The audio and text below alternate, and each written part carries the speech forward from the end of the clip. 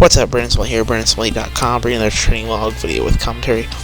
Week 7, Day 3, this off-season work. Dynamic effort lower training from Tuesday. Bit of a lighter day compared to last week. Still some good, solid work. Last technical off-season speed day for my lower body.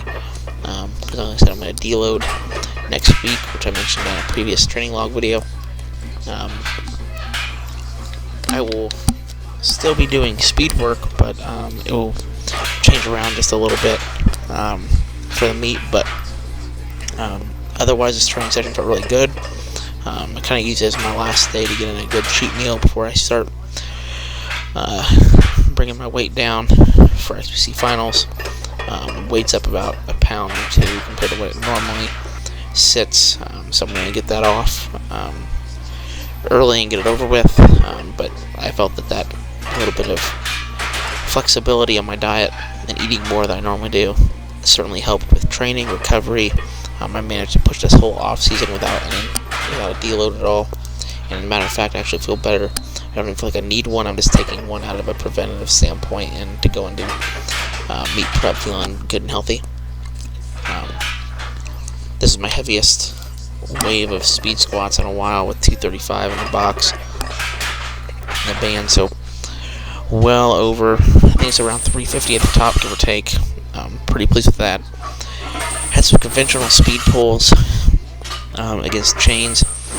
Doing this just kind of keep my hips a little happy, kind of feeding into the deload to an extent with some certain things. Really just trying to get a little bit of extra work in. Conventionally not that great at this stance anymore, so it lets me keep developing speed but with different stance.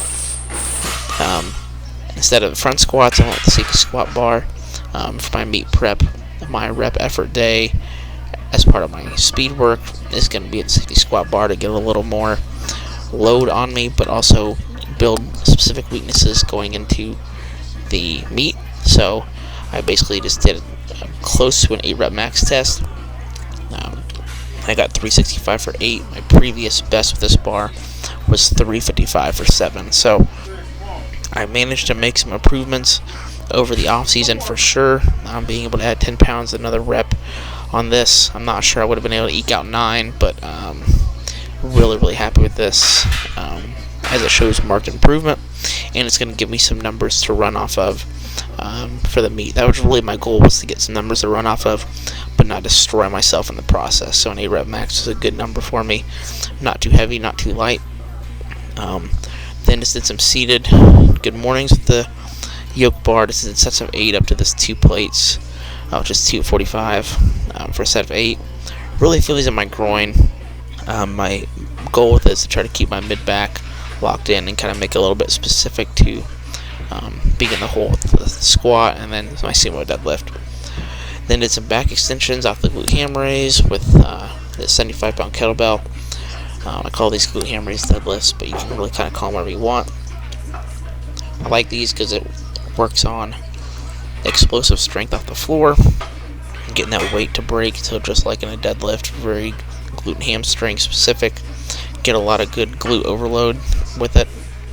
And then this is the final set, so I did a drop set. I just dropped the weight and did as many as I could with body weight to continue to promote blood flow and stuff like that. Then did some dumbbell step leg deadlifts for 3 sets of 15. Not super heavy weights, trying to get a good range of motion, good stretch, good time under tension, good glute contractions at the top. If you really focus on this, it shouldn't have to be a ton of weight, especially towards the end of a training session. Then after this, follow this up with some reverse hyper and some abs. So overall, good training day. One more training day left, deload, and then start getting ready for XPCs. Thanks for checking in, and keep my stuff over on elitefts.com.